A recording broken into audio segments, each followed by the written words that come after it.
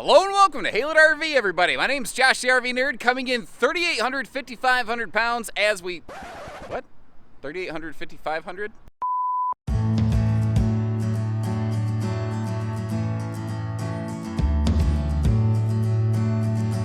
Hello and welcome to Haylett RV, everybody. My name is Josh, the RV Nerd, and behind us we have the Apex 194 Bunkhouse. It's 3,855 pounds, which is a significant chunk more weight as compared to, say, the 185 Apex, which at a glance you say, well, that's the same camper without a slide. There's some very significant differences between the two, some of which I think are going to be absolutely game-changing, like deal-maker, deal-breaker factors for people. Like, how about the fact that this one has a true queen bed? It is an east-west sideways bed. It's not a north-south walk-around bed, but it's at least a 60 by 80 true queen. So if you wanted to swap the mattress out, you wanted to get some different bedding, you want to just get sheets that fit the flippin' thing normally, that is such a rare find in single-axle campers. One of the other things that's not very obvious here is the fact that this is like 2.5 feet bigger than its no-slide brother, which is where a lot of that extra weight comes from. You're adding the weight of the slide and about 2 more foot of camper. But this floor plan, baby, she's worth it. It is a fully travel accessible camper that Apex has these interesting roots in a little more simplified time of the RV industry, and they have really done an awesome job of blending something old with something new. They've given this thing a reasonable factory solar package. It's pretty modest. It's a solid battery tender, but they've stuck with the two-way gas electric fridge here because that's something that's a little bit more conducive to boondock and off-grid camping. There's a lot of people who really like a 12-volt fridge. I'm certainly among them, but the fact is, for battery consumption purposes, if you're going to be off-grid, there is nothing better than the fridge that they've stuck with here. Also, couple in the fact that this is 7.5 foot wide, uses double Azdel, and already rides a little bit higher off the ground, you've got a dynamite package on this thing. I am so excited we have brought Apex back into our lineup here. Give me your thoughts on this as we go. Good, bad, ugly, and everything in between. I want to hear it all. And something that just blows me away about this one is it feels so big and so open and airy in here.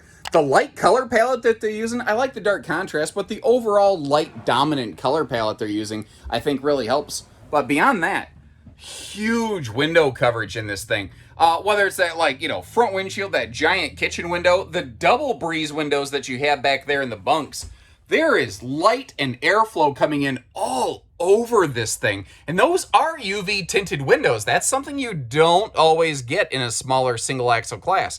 I like to point out little things like that. There's also, I think, really smart decisions made here. Like that main entry door has a big old, frosted glass window so it lets light in. I think we have enough other viewing potential right here that a full viewing window in the entry door doesn't, not having that doesn't really bother me. I like, though, a lot of brands who give us a full viewing window don't give us a privacy shade. So if we pull the shades in all the other windows, at least we maintain good privacy in here.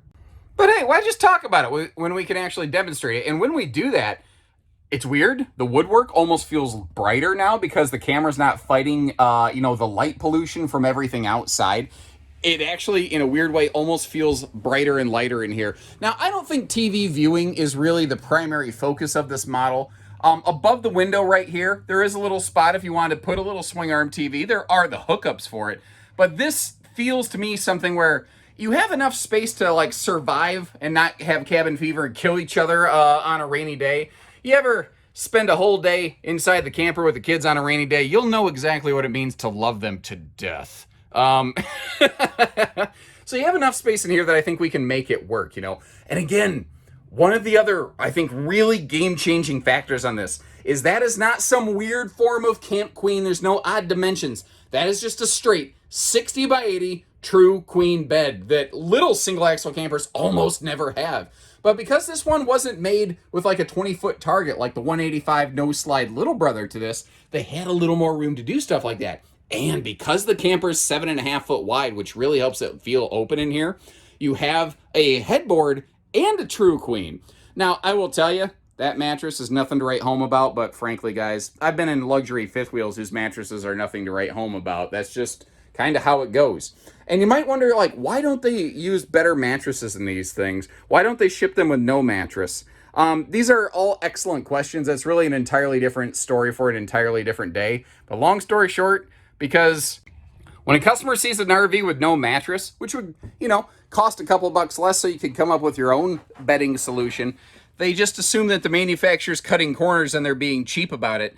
And if a manufacturer goes whole hog and spends good money on an awesome mattress, at least half the people that sit on it still are going to say it sucks, because everyone has a different idea of what makes the perfect bed. So they always use very cheap, crappy mattresses, and I hope you appreciate the way I'm being very candid about this here, with the understanding that you're at least going to put a foam topper on it, if not swap it out completely. Now there's a couple, two awesome off-grid features we're looking at right there. First of all is that big XL vent fan. And there's another smaller, we'll call it the 4-inch fart fan back in the bathroom, just for that one dedicated room. But all of those, I'm bumping into the dinette over here. All those big windows that you can open for airflow, if you're just 12 volt in it, battery power in it, you don't want to fire up a generator, you don't have one, shore power is not available, you can't run that air conditioner, that fan right there will provide like a 5-mile-an-hour breeze through the RV. And it's crazy the difference in cooling that really truly provides.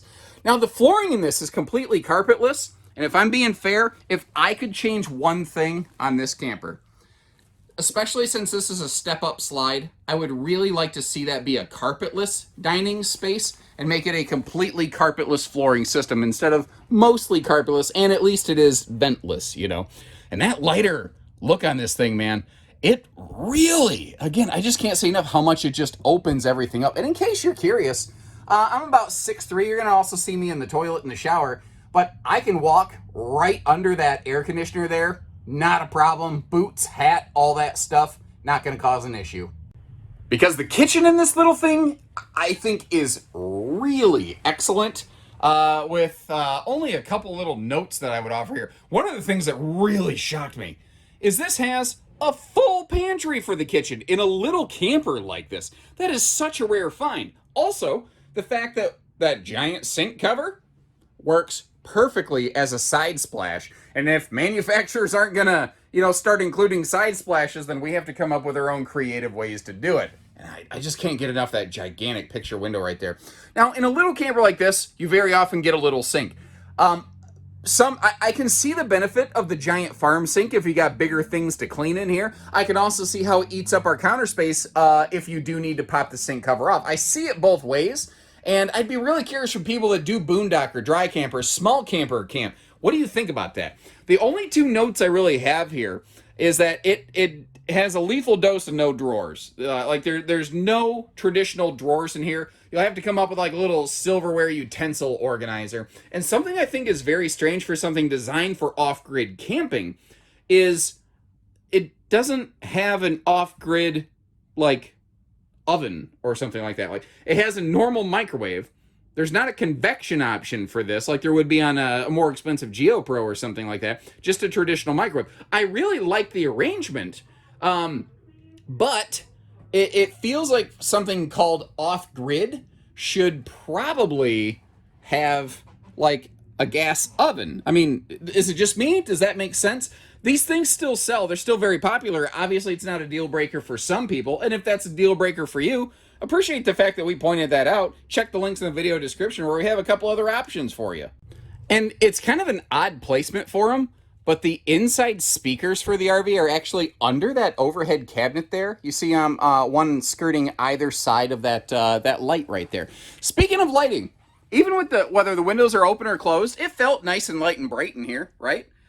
What is actually kind of smart is it's saving you some money, and it's also saving you a lot of battery power. They are very disciplined and very smart with how much lighting they add into this RV so that you don't accidentally drain your batteries in a flash. They are using at least very high lumen rating lighting right here, and every single one of them can click on and off, so you can always use just as much or just as little lighting as you need. I think the light color in here really helps with that. Now, a couple cool things. Did you notice, I talked about this earlier, but both bunk windows open for airflow. Single axle campers, if you even get a top bunk window, a lot of times it doesn't open for airflow. And these are 300-pound rated, which is ranking right up there with Jayco, who really likes to boast typically the best bunk ratings out there, with very few people matching. Now, around the corner, you actually see outlets and lights, because if we're just like this, You don't really realize that, but each bunk does have its own outlet. Each bunk does have its own lighting. And in case you're curious, this is an all aluminum structure. It's a 6-sided laminated product. You know, you can just pound the heck out of this thing, and all it's going to do is pound back. Now, the bathroom in this, for a small camper, it is maybe one of the best bathrooms I think I have ever seen for a few reasons. First of all, there is a dedicated bathroom sink in here, and that is where a little bit of that extra length really comes into play. Now, it's not, because they did put so many things in here, the bathroom's not like super massive spacious, but it's a single axle little camper, and for a guy like me to have enough leg room, and you see how I extended my arms out, there's a lot of hip and shoulder room around this thing. I think they did really, really well. It's a full featured bathroom, I guess. Now, the RV's walls are 6.5 foot tall. It has a vault, so I do need to put my balding head up in that vaulted skylight ceiling there, but it works. There is one other thing here for boondock purposes, and I think these actually used to have them. I might have to investigate this. It does not have the shower miser system, which I think a lot of people would like. But what is absolutely awesome, and I'm right up here in your face on this, I'm sorry, but in the bathroom right here, like, let me kind of give you a little bit better lay of the land. You know, right as we walk in that door, it's almost easy to miss. There's an extra hanging closet up here. So you have your own dedicated sink in the bathroom. You have your own dedicated closet. It is, like I said, a fully encompassing shower space in here. I think this is one of the best bathrooms I've ever seen in a little RV. If you wanted to do something like just swap out to a porcelain stool, that's stuff that we can help you with here at Haylett RV. If you wanted to add a sink, we can't do that stuff. But Apex got it done. And of course, no Haylett RV tour would be complete without a look at road mode closing up the slide. And that really reveals, I think, one of the probably more desirable and potentially game-changing features on this RV is the fact that with the slide closed, you maintain 100% use, function, and access to everything in this camper. Whether it's the kitchen, the fridge, the bed, the bathroom.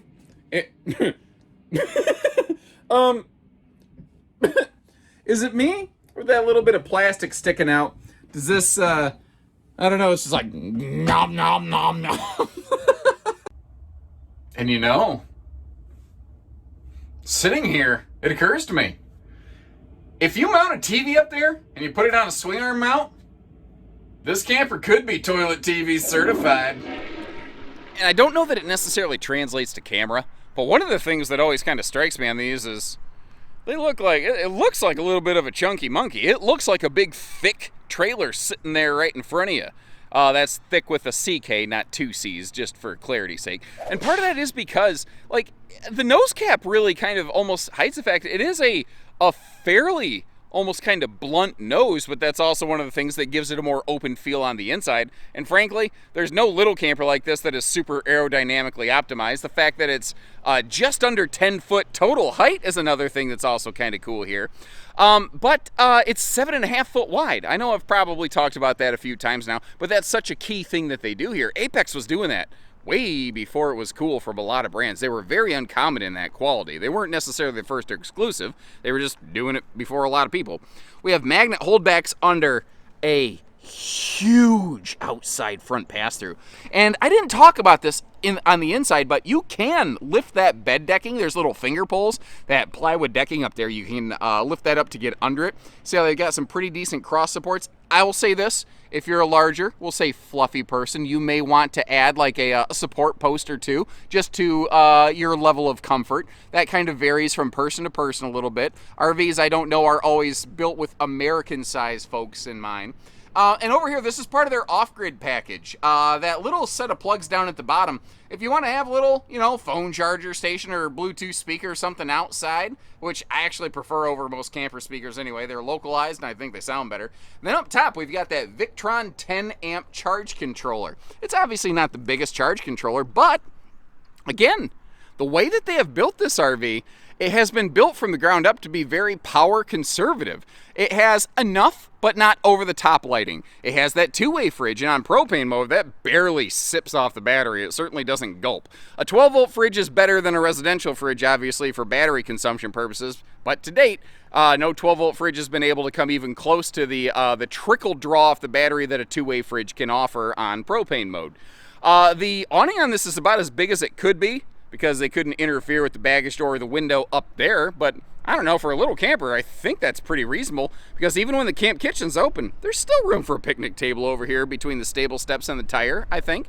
Now, they did something over here that I think is really, really brilliant, and I want to make sure I point this out before people tune out and miss it. This does have a gas grill quick connect, or a propane cooker hooker, if you will, because remember, it's only a propanus when it's off the back of the RV. When the gas comes out the back, that's a propanus.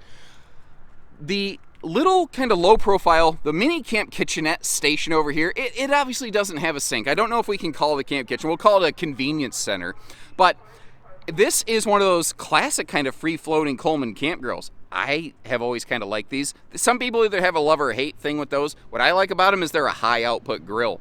Like, I have my microphone all socked up right now because it's windy outside. Normally with the kind of wind that I'm experiencing currently, if you can blow out the candles on a happy birthday cake, you can blow out the frame on most RV outside cookers because they're a low output.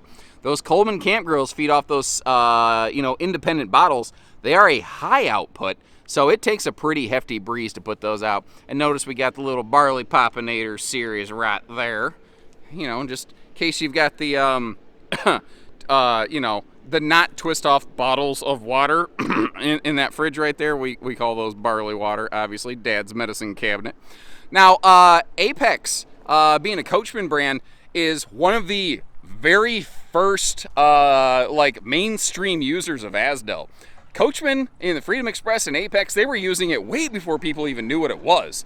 And they're using it in both layers of their sidewall lamination. So it's a double Azdel product. It shares that quality with Big Brother, now Freedom Express, that adopted that for 22, with the J Feather Micro, with the Rockwood Geo Pro, which has always done it since its inception. A lot of good qualities here. You can walk on this roof. No Apexes are built, to my knowledge, unless something is updated on the bigger ones, but no Nano, at least, is built ready to accept a ladder, either from the factory or aftermarket. This would be something you do need a portable ladder or one of those handy little collapsible jobs for.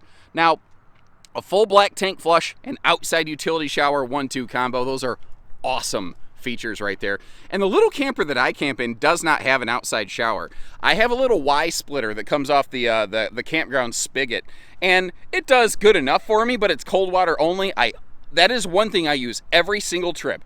If there's one thing I wish the little camper that I had, yeah, that made sense, right? Anyway, it's a hot cold outside shower.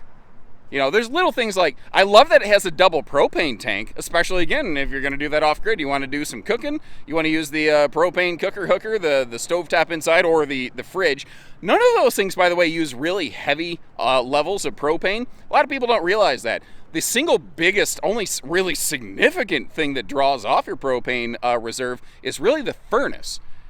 I'm not a big fan of cold camping, and I can't tell you the last time I swapped propane tanks off my camper. I don't know. Maybe I just don't use it a lot. We do a lot of our cooking outside. We do some of the kitchen stuff on the inside. But if there's little things, like this has a manual tongue jack. If you want to swap that out for a power jack, we got our parts and service center overlooking that Apex right over there. You give our team a call and just say, hey, get me an all-inclusive quote. Give me that Apex with a power jack on the front so I'm not, wearing my elbow out, cranking this thing up and down on my weight distribution hitch.